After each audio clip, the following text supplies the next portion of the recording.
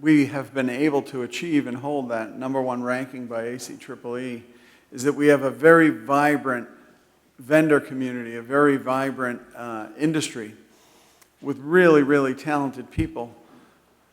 So then, a year ago, back to the competition theme, we lost Alison Farmer to California, which killed us because we were all looking around thinking, what are we going to do without this really talented person?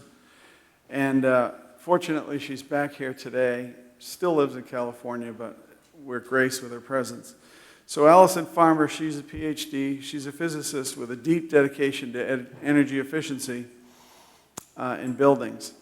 She has extensive experience in as an energy efficiency consultant for lab facilities, from strategic planning to detailed energy savings calcs. She's chaired the I2SL lab benchmarking working group since it was inception in 2014.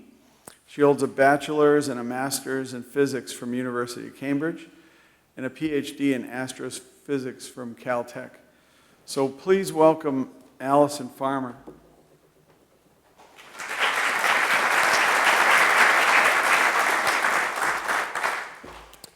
All right. Hi, everyone. It is so awesome to be back. It's been so great to see all these familiar, friendly faces and former colleagues, and I've really missed you guys. So I wanted to first thank Caroline and the Green Ribbon Commission for the opportunity to work on this exciting lab benchmarking project and to come here and talk to you about it today. So that is what I'm going to do. We're going to talk about why it's important to do this project. We're going to go through a little bit about how we're going about it, and then where we are in the process. Whoops. Here we go again. Okay, so benchmarking is all about asking, am I normal? We all want to know where we stand with regard to other people, and for buildings it's no different. So specific to buildings, benchmarking is about asking how efficiently our building is meeting its functional requirements relative to other buildings. We benchmark for the same reason that we do many other things, in the pursuit of energy efficiency.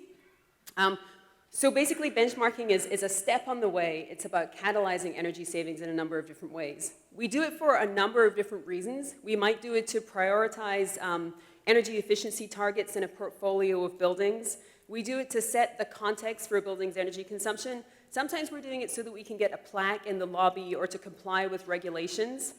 The most common thing that comes up for me is when I'm auditing a building, benchmarking that building's energy usage is an excellent way to start the efficiency conversation with the building owner, because by putting those raw energy numbers in context, it's a great way to start the conversation about why the building consumes the energy that it does. So benchmarking as an activity is not going away. If anything, demand is increasing. More and more facilities want to get LEED EBOM certification, which requires benchmarking. ASHRAE level 1-2 audits require benchmarking.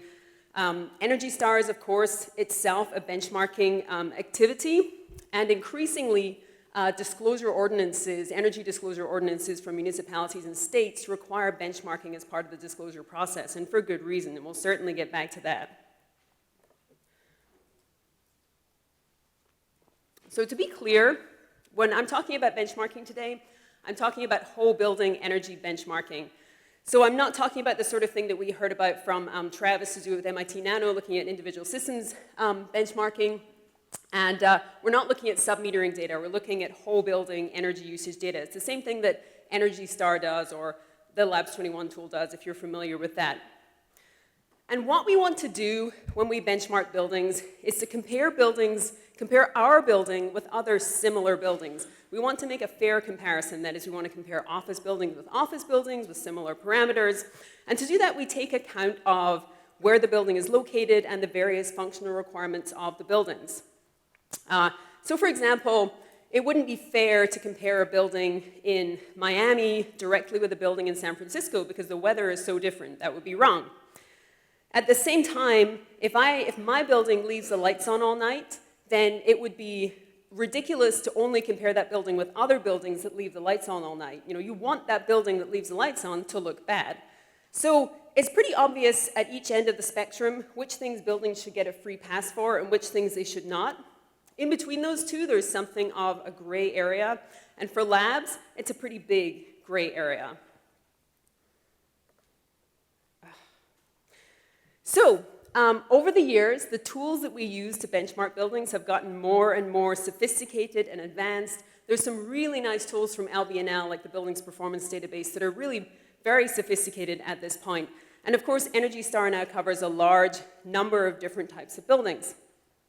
That's not true for labs. The tools we use for labs have really not evolved much over the last 10 or 15 years. And in fact, there's a very confusing publication that Portfolio Manager put out that appears to imply that a typical site EUI for a lab building is around 80 kBTU per square foot per year, which is only off by a factor of 4 or 5. And this particular publication has been a headache for me on a number of occasions.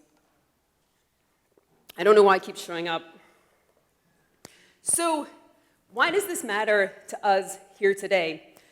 So, there are lots of reasons to care about benchmarking and lots of reasons to try to improve our lab benchmarking resources, but fundamentally I'm here today because of building energy disclosure ordinances. So more and more municipalities and states are requiring that buildings make public their energy use data. So the name of the building and its energy use intensity will be completely, freely, publicly available.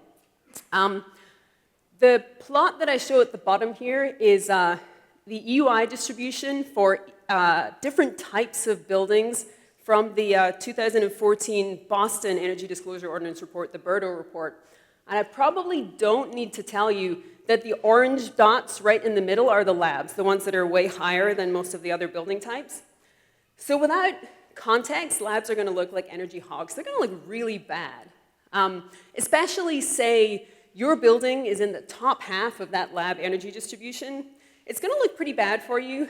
And further, we don't have any way right now to determine whether your building is really an energy hog that leaves the lights on all night and who knows what else, or whether it might just be a building with very intensive functional requirements that actually happens to meet those requirements in a very efficient way. In the absence of being able to do that, they're all going to look bad. The names are probably going to be put in red text in whatever report they end up in. In addition, some ordinances like the BERDO require energy actions every few years. So an energy audit, for example, or saving a certain amount of energy, unless you can show yourself to be a high-efficiency building. So for labs, there's currently not really any way to say whether you're a high-efficiency building or not. There's no Energy Star score for labs. Right now in Boston, you get exempted because they haven't decided how to deal with this situation, but I mean, that's not going to last forever. For the record, though, I have to say that getting an energy audit once every 5 years, efficient or inefficient, is a really good idea, and we at KW Engineering have very reasonable rates.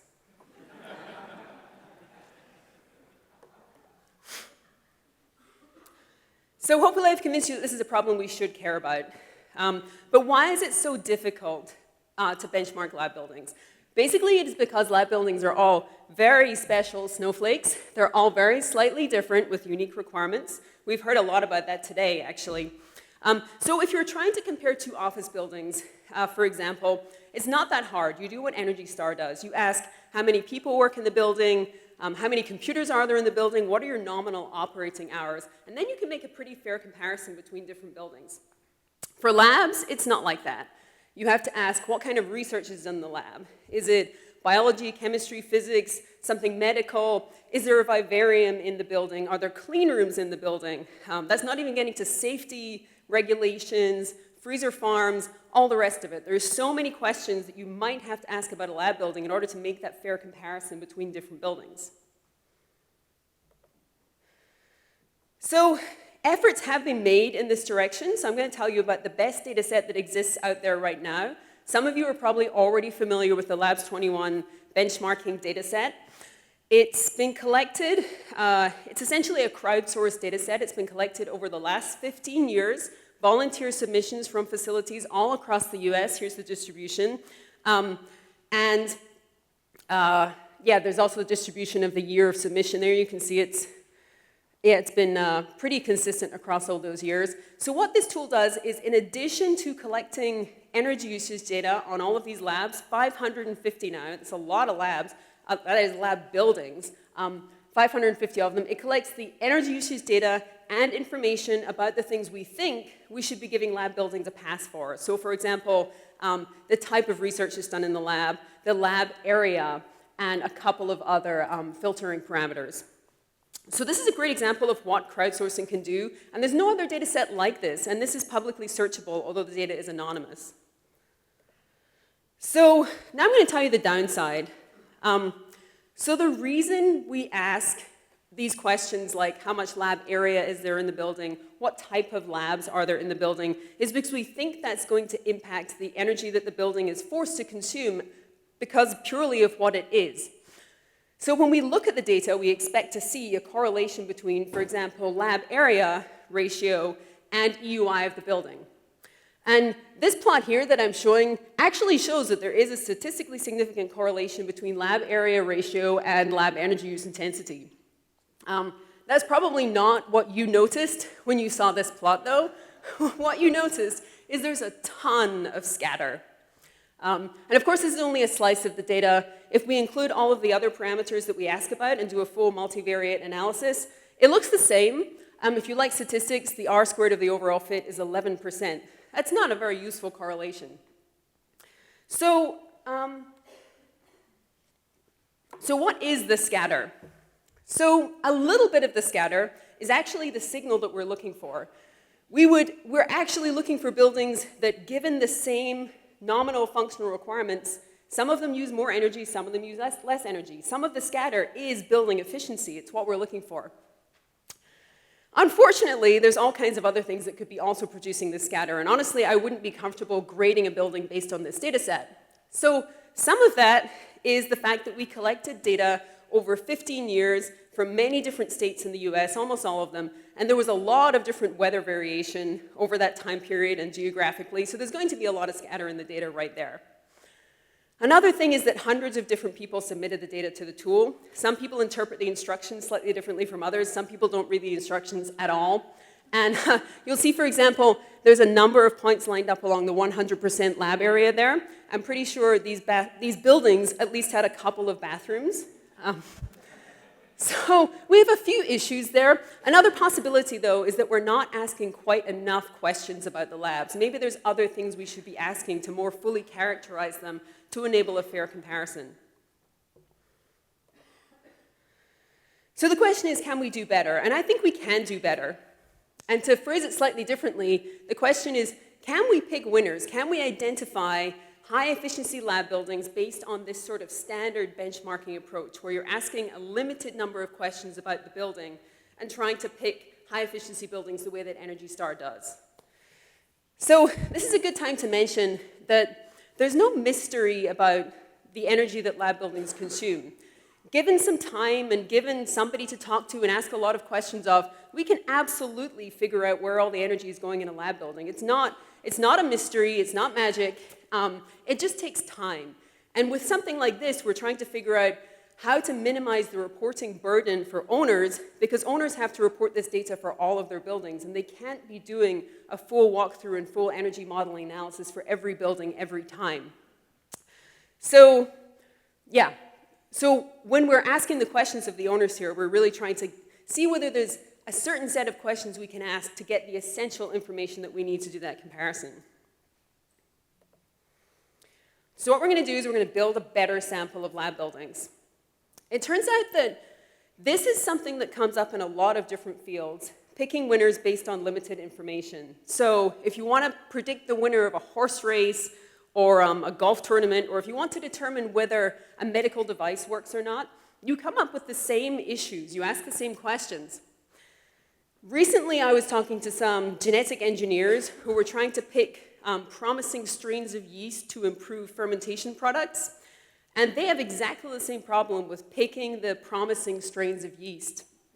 So they take a two-step approach to reducing the problem and trying to build a better sample with less scatter. They do these two things. We're going to do the same. Number one, reduce the noise. Try to reduce some of that scatter that's due to random variables that we're not controlling. And number two, ask ourselves whether there are more questions we could be asking about these lab buildings to try to pin them down a little better without getting overwhelming. So we have an amazing opportunity here, right now in the Boston area, to reduce the noise in samples like this. We've got lots of lab buildings here, and lots of lab buildings that know how much energy they consume, and a lot of experts running those lab buildings.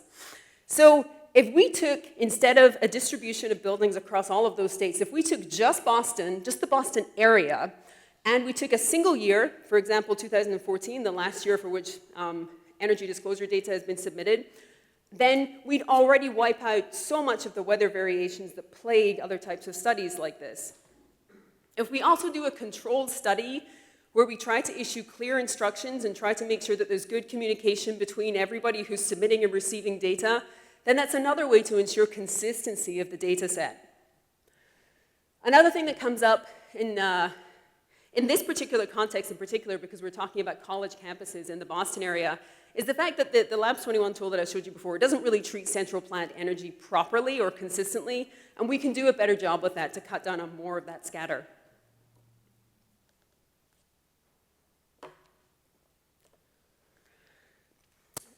Aspect number 2 was looking for other effects, other things we could be asking about lab buildings to try to cut down some more of that noise and better characterize them.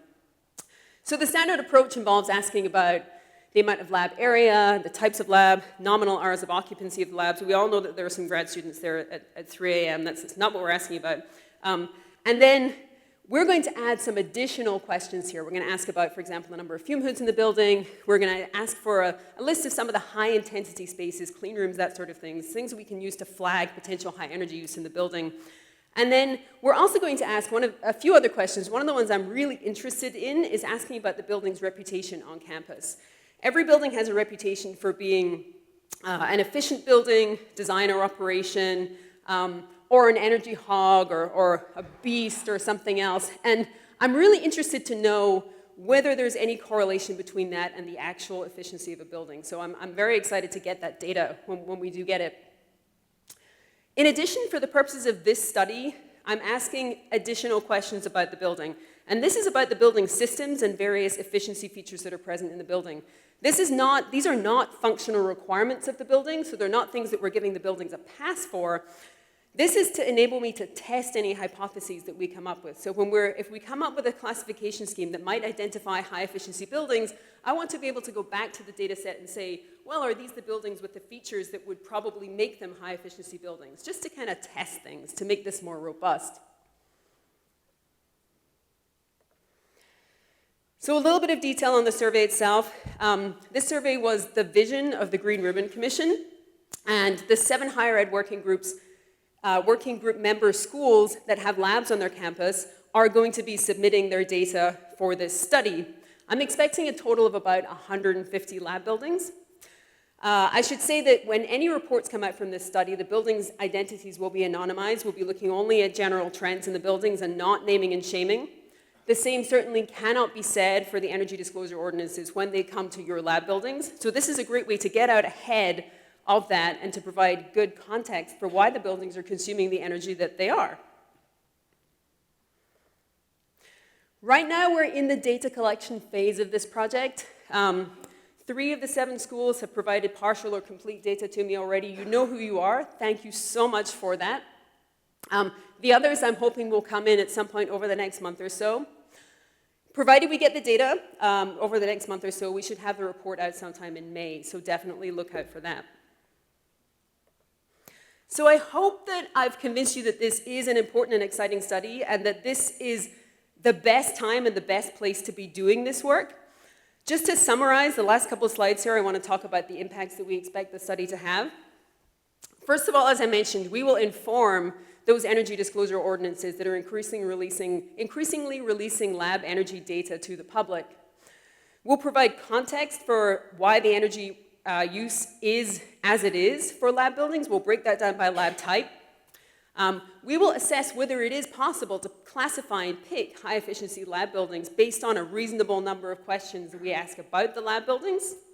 And we will also assemble a really excellent data set for saying where we are right now with respect to lab buildings and energy consumption in the Boston area. This will be an excellent baseline for future year studies, as well as a really excellent way to kick off the conversation about lab building efficiency in places where it might not yet have happened. Looking more broadly, we expect this to have a real national impact. As I mentioned, the Labs 21 tool is a little bit old. Some of you might know that I've been leading an effort over the last year or two to try to get some upgrades to this tool to improve what the tool does. The results of this study will be absolutely critical in telling us what we should be focusing on when we are working on the upgrades to that tool. There's also an effort underway at the EPA to start evaluating the potential for an Energy Star rating for labs. Right now, it's limited to a small category of labs, to pharma labs, and they're still in the data collection phase for that. And I know they'll be very interested in the results of this study, and that might help speed an Energy Star rating for labs for everybody, which would be a really good thing.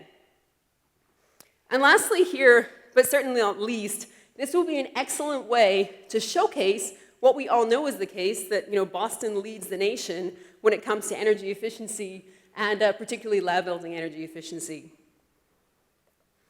So with that, I'll say thank you in advance to everybody who's going to submit the data to make this a real success, and I'll take any questions. Thank you.